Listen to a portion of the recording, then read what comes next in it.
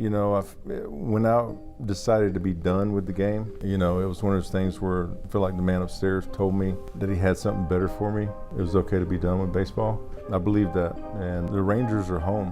You know, at the beginning of my career, coming back from the road I had gone down to get to where I was at that point, and for the organization to embrace me like they did meant the world to me. It's just good to be back, man. It's going to be a little bit of a process over the week, this coming up week. You know, this is where I really got my start and was successful. The sad truth about what the heck happened to Josh Hamilton hit the whole country hard in the summer of 2025 when the Texas Rangers stood on a baseball field and handed a man a Hall of Fame jacket while people watching from home completely lost their minds with anger. I am Mason, and this is Baseball Icons. That ceremony was supposed to be a celebration. Josh Hamilton, #1 overall pick in the entire draft, 5-time All-Star, American League Most Valuable Player, one of the most gifted baseball players that anyone had ever seen in their lifetime. The Rangers wanted to give him his official Hall of Fame jacket, a tradition the team had started back in 2021. They wanted him to throw out the ceremonial first pitch. They wanted to honor the man who helped carry that franchise to its first World Series appearance. He had been inducted into the Rangers Hall of Fame back in 2019 but had never received the jacket itself, and the team decided 2025 was the year to make it right. But the moment that announcement went public, the reaction online was fast and it was fierce. Critics flooded social media. Local reporters questioned the decision loudly. People pointed out that this was a man with a criminal conviction involving his own child, a man who had been charged with a felony for assaulting his 14-year-old daughter. And yet, when Hamilton actually walked onto that field at Globe Life Field, a large section of the crowd cheered for him anyway, loudly, genuinely. That moment right there, the mix of outrage from some corners and applause from others, tells you everything you need to know about how layered and complicated the story of Josh Hamilton truly is. If you are already feeling the weight of this story, go ahead and hit the hype feature and give this video some hype right now. It really does help more than you know, because the question is not just what happened to Josh Hamilton on a baseball field. The question is how a man called the Natural, a man born with more raw physical talent than almost anyone who ever laced up cleats, ended up standing in the middle of that kind of storm. How did someone that gifted, that celebrated, that genuinely loved by an entire city arrive at a place where his own daughter was describing her experience of living with him as a nightmare? How did the greatest comeback story in baseball history eventually turn into one of its saddest and most complicated endings? To answer that question properly, we cannot start in the middle of it. We cannot start with the MVP trophy, or the World Series, or even the relapse. We have to go all the way back before all the cheers, before any of the trophies, before the home run derby became a legend people still talk about. We have to go back to 1999 when a teenage kid from Raleigh, North Carolina walked into professional baseball carrying the weight of every expectation imaginable, surrounded by love and support, completely unaware of what was coming for him. Josh Hamilton was not just a good prospect in the 1999 draft. He was the prospect. He was the consensus #1 player in the entire country. The Tampa Bay Devil Rays had the first overall pick that year, and they used it on Hamilton without hesitation. And to lock him in and make sure no one else got even close, they handed him a signing bonus of $3,960,000. That was a record at the time. Teams do not spend that kind of money on a teenager unless they genuinely, completely believe they are looking at a future superstar. At 6 feet 4 inches tall and 230 pounds, Hamilton had the kind of body that scouts spend their entire careers hoping to stumble across. He had elite speed. He had a left-handed swing that was frequently compared to the greats of the middle of the 20th century. He had raw power that made coaches stop talking and just stand there and watch. Everything about the way he moved, the way he hit, the way he carried himself on a baseball field said this kid is different. But there was something else about Josh Hamilton in those early minor league years that is easy to overlook when you look back on his career. His life was deeply sheltered. His parents did not just drop him off at spring training and wish him luck. They traveled with him. They went to his games. They stayed nearby and made sure he had stability and familiar faces around him at all times. That kind of environment kept him grounded. It kept him protected from the psychological weight of professional sports in a way that most young players never experience. Most teenagers drafted into professional baseball are on their own almost immediately, navigating lonely bus rides and cheap motels and the long grind of minor league ball by themselves. Hamilton had his people with him. But that same protection that kept him safe in those years also meant something else. He had never really been forced to build his own emotional tools for handling isolation. He had never been left alone long enough to learn how to sit with boredom or anxiety, or the quiet that comes in between games and between seasons. He had always had his support system right there. And when that changed, he had nothing to fall back on. The accident in 2001 was the turning point that no one saw coming. Hamilton and his parents were involved in a serious automobile crash. The physical injuries from that accident eventually healed. But the disruption it caused went much deeper than bruises or broken bones. The accident sidelined Hamilton during what should have been a critical stretch of his development as a professional. He was 19 years old. He was used to having a schedule, having baseball practice, having a reason to get up every morning and push his body and his skills forward. He was used to his parents being right there. And suddenly all of that was disrupted at the same time. The daily structure was gone. The game was gone. The constant reassurance of having his family present every day was reduced. And what moved into that space was something Hamilton was completely unprepared to face. Boredom, restlessness, emptiness, a young man with no real internal tools for processing pain or purposelessness, sitting alone with both of those things pressing down on him. That was when he first tried alcohol. That was when he first tried cocaine. He was not reckless in some obvious self-destructive way. He was not some cautionary tale character who threw it all away for thrills. He was a 19-year-old kid who had never learned how to sit with emotional pain, who stumbled onto something that made the pain feel smaller for a little while, and who had no idea what he was actually starting. The substances gave him relief from the restlessness, and that relief, that temporary quieting of everything that was pressing in on him, was enough to pull him back again, and then again after that. The transition from experimentation to full, consuming addiction happened with frightening speed. There was no long, slow slide. It moved fast. By the time spring training came around in 2003, Hamilton had deteriorated to the point where the institution had to step in. He failed his first drug test. That test was the first domino falling in a chain that would take nearly 4 years of his life and almost take the whole rest of it. Between 2004 and 2006, Hamilton was effectively not a professional baseball player anymore. Major League Baseball levied multiple suspensions for repeated violations of the substance abuse program. He received a full season suspension at one point. The game that had defined every single day of his life since he was old enough to hold a bat was stripped away from him. And without baseball, without structure, without his family surrounding him, the addiction did not slow down. It accelerated. The money vanished. That $3,960,000 signing bonus, the record-setting number that was supposed to set him up and take care of his family for years, was gone. Almost all of it swallowed by an escalating addiction to crack cocaine. Hamilton lost more than 50 pounds during those lost years. The powerful 6'4" frame that scouts had compared to legends was reduced to something barely recognizable. He sold off his personal belongings to keep the addiction fed. He became estranged from his family. He became estranged from his wife, Katie Chadwick, whom he had married in 2004. His world closed in on itself until it was almost nothing. Just the substance, the isolation, and the wreckage of everything he had once been and everything he had once been supposed to become. The late months of 2005 were the lowest point. Rock bottom is a phrase that gets used loosely sometimes, but for Josh Hamilton in 2005, it meant something very literal. He had almost nothing left. No weight on his body, no money in his pocket, no career, no baseball, no connection to the people who loved him. He was wandering, purposeless, surviving in the most minimal sense of the word. He had once been the most hyped teenager in American baseball. Now he was barely getting through each day.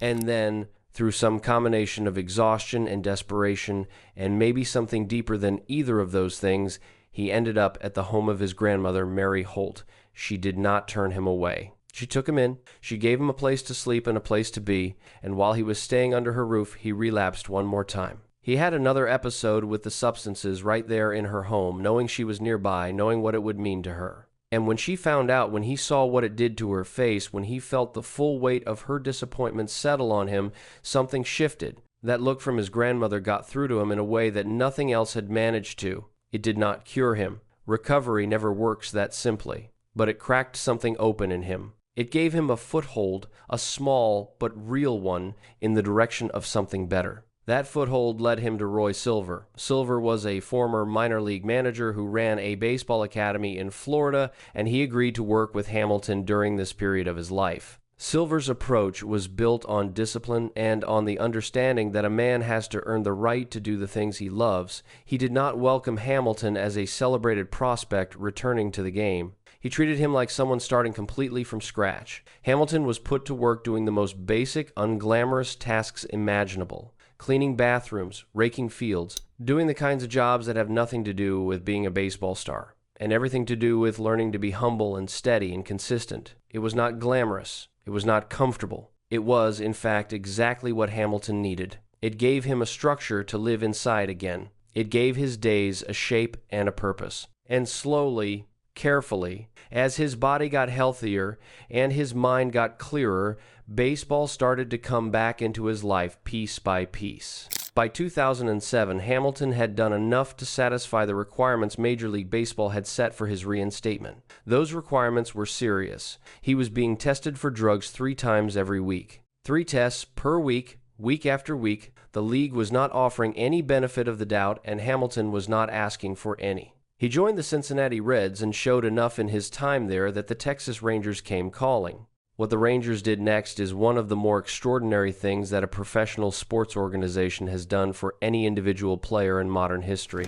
The Rangers did not simply sign Josh Hamilton and release him into the world hoping he would manage. They built an entirely individualized support system around him. They provided a full-time accountability partner, someone whose entire job was to travel with Hamilton, live with him, and make sure he was never left in a situation where the path back to a relapse was standing wide open in front of him. Johnny Naron and later Shane Kelly took on that role. These were not casual advisors. They were present at all hours, all days. They went to road games. They stayed in the same hotels. They were the last voice Hamilton heard before he went to sleep, and often the first one he talked to in the morning. It was an unusual arrangement by any standard, the kind of thing that most professional athletes would push back against hard. But Hamilton understood by then what he needed in order to survive, and he accepted the structure without resistance. Nolan Ryan, the Hall of Fame pitcher who was the president of the Rangers organization, believed in Hamilton enough to invest not just money but genuine, sustained organizational energy into creating the conditions where this man could thrive,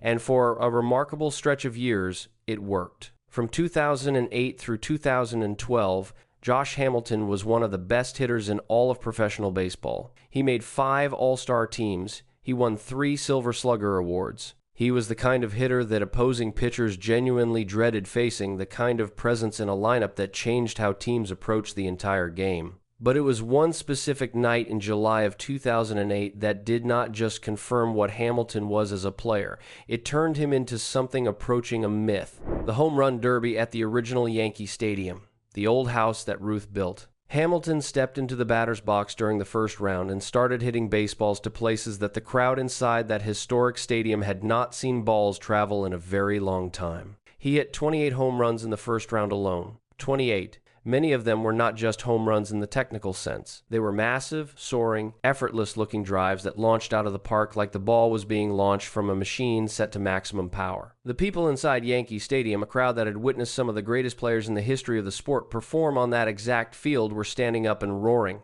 The television broadcast could barely keep up. The whole country was watching and reacting in real time, and the story underneath that performance made it even more powerful. This was a man who had been living on the street not that many years before that night. This was a man who had lost his career, his money, his family, and very nearly his life to addiction. And here he was, hitting baseballs out of Yankee Stadium with the ease of someone who belonged there more than anyone, the natural. The mythology locked into place that night, and it never fully faded. The peak of everything came in 2010. Hamilton put together the best season of his career. He won the American League batting title with a batting average of .359. That number is not just good. That kind of average separates a player from almost everyone else playing the sport at the same time. He was named the American League Most Valuable Player that year. and he led the Texas Rangers to their first World Series appearance in the entire history of the franchise. The city of Arlington was electric. The whole state of Texas was celebrating.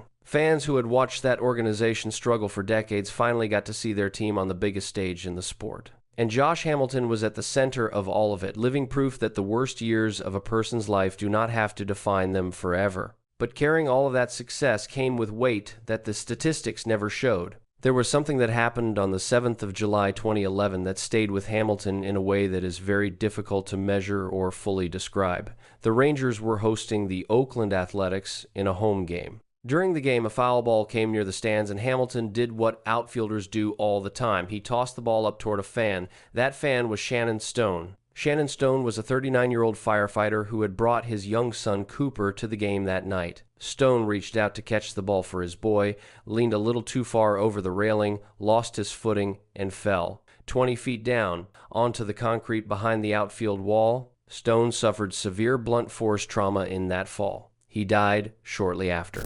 Hamilton was described in the days following as distraught, and that word does not capture what it must have felt like to know that a small, routine, kind gesture had ended in a father dying in front of his young son. The Stone family, in a remarkable act of grace, sent handwritten notes to Hamilton in the aftermath. They told him not to blame himself. They told him clearly that they did not hold him responsible for what happened. That grace was genuine. It was generous. It was an extraordinary thing for a grieving family to do at one of the most painful moments of their lives, but trauma does not always respond neatly to logic or to forgiveness extended by others. Even when the people who were hurt tell you it was not your fault, your own mind does not always accept that verdict. The fact of what happened settled into Hamilton, and it stayed there. It became another layer of weight on a man who was already carrying a great deal of invisible burden while trying to stay well every single day. He was a man in recovery, fighting to maintain sobriety under the bright lights of professional sports, and now he was also carrying the knowledge that his small act of kindness toward a fan had ended with that fan never going home to his family again. Even during the years when things were going as well as they possibly could,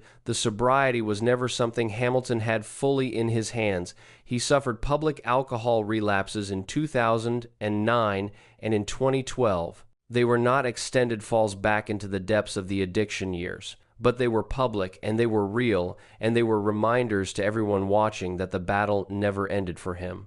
It was not a chapter that closed. It was a daily fight, and on some days the fight went the wrong way. The 2012 relapse came right as his contract situation with the Rangers was approaching its final chapter, and the combination of that timing and the relapse itself created enough tension between Hamilton and the organization that moving on felt inevitable for both sides. In December of 2012, Josh Hamilton signed a 5-year contract with the Los Angeles Angels worth $125 million.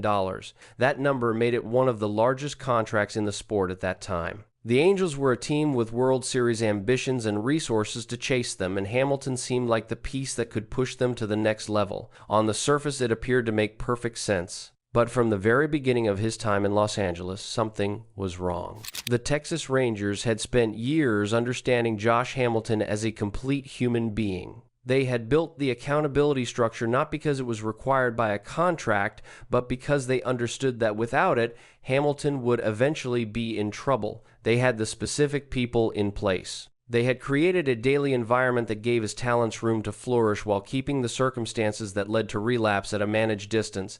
The Angels did not replicate any of that. The emphasis under owner Arte Moreno seemed to be focused almost entirely on what Hamilton could produce between the white lines. The support architecture that had made those production numbers possible in the first place was not rebuilt in Southern California, and without that architecture, the cracks that were always there started to widen. His performance declined. The injuries began to multiply. The plate discipline and the power that had made him so feared as a hitter started to erode in ways that could not be explained by age alone. He was still only in his early 30s, and then, in early 2015, Hamilton went to Major League Baseball directly and disclosed that he had relapsed. He told them he had used cocaine and alcohol during the off-season. That act of self-reporting was honest. It was the right thing to do. But it triggered one of the stranger and uglier disputes in recent baseball history.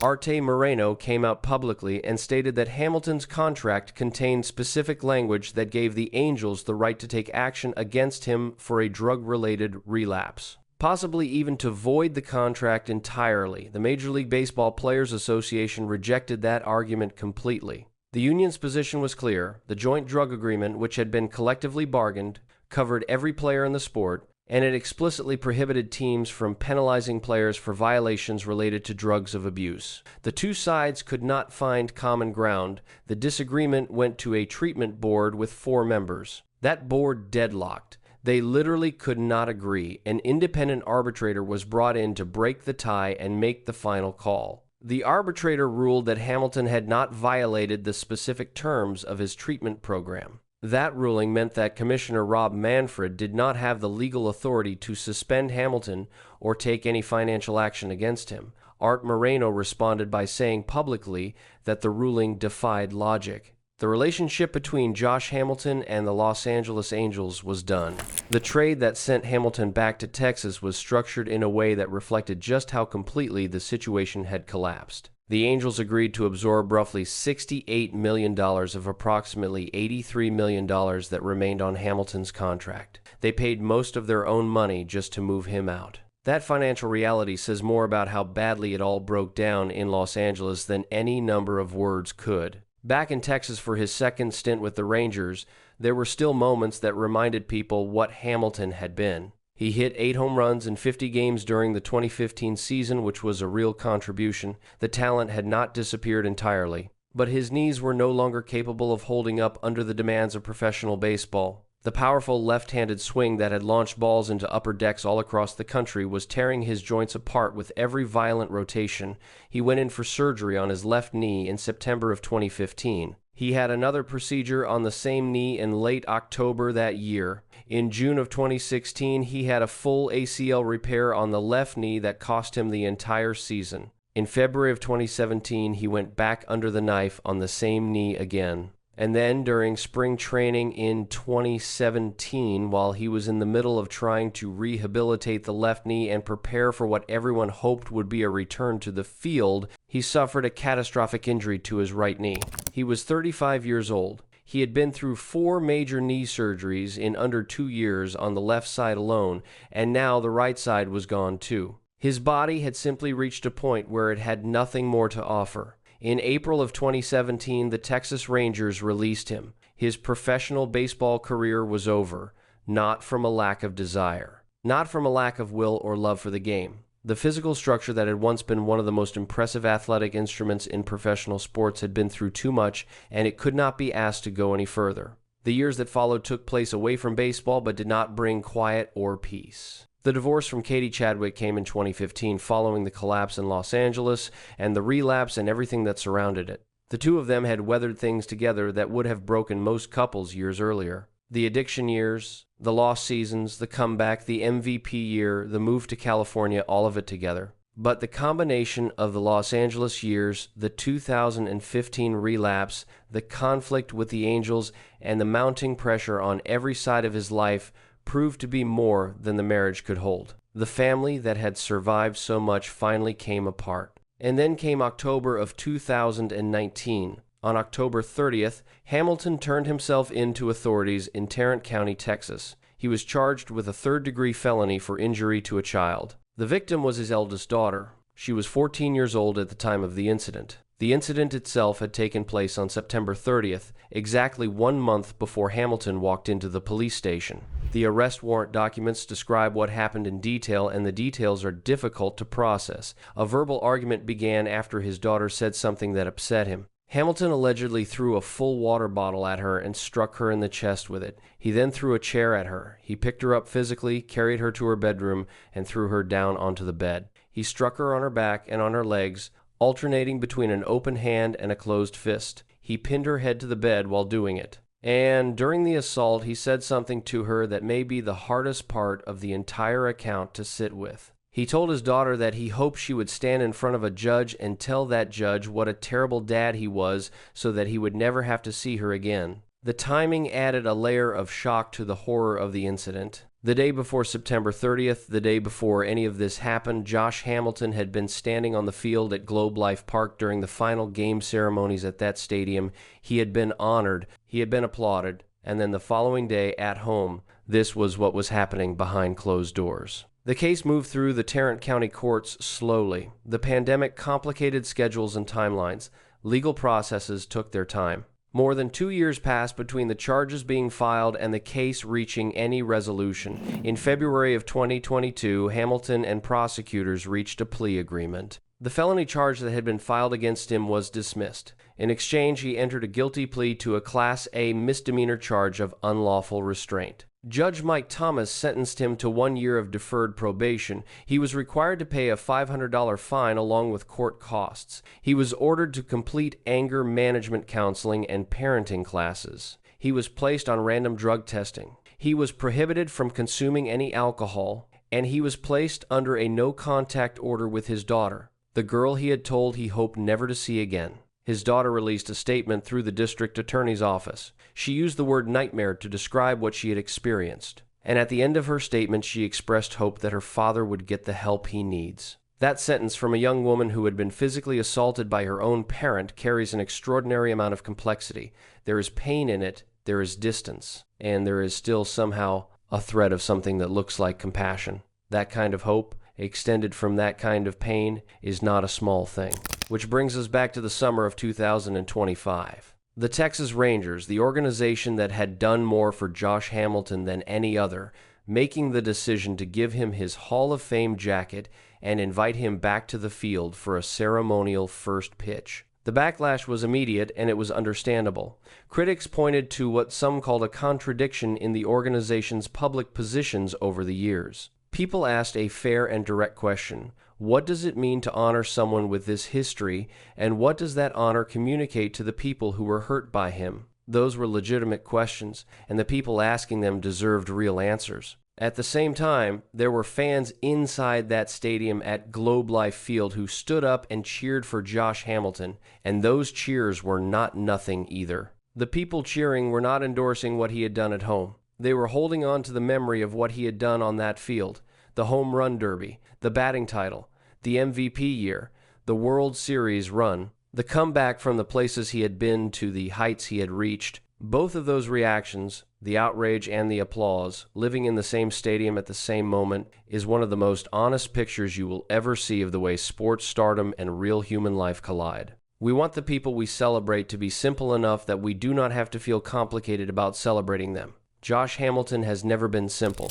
As of 2026, Hamilton lives quietly. He has spoken in interviews about not watching baseball, including a 2025 appearance on the Sports Day Rangers podcast where he explained that the desire to play is still so alive in him that watching the game from the outside is genuinely painful. He described it as feeling like a little kid standing in a candy store who is not allowed to touch anything. The game he built his entire life around, the thing that gave him purpose and structure and identity for as long as he can remember, is still right there, visible, televised, continuing without him, just beyond any reach he has left, and he lives with that reality every single day. He chooses not to look at it because looking at it makes the loss too sharp to carry comfortably. That kind of emotional honesty, the willingness to name exactly what the game still cost him even years after it ended, is one of the more striking things Hamilton has shared in his quieter post-career life. What he has focused on is his younger daughters and their lives. In early 2026, there was a report that his daughter, Michaela Hamilton, had committed to play collegiate softball at Northwestern State University.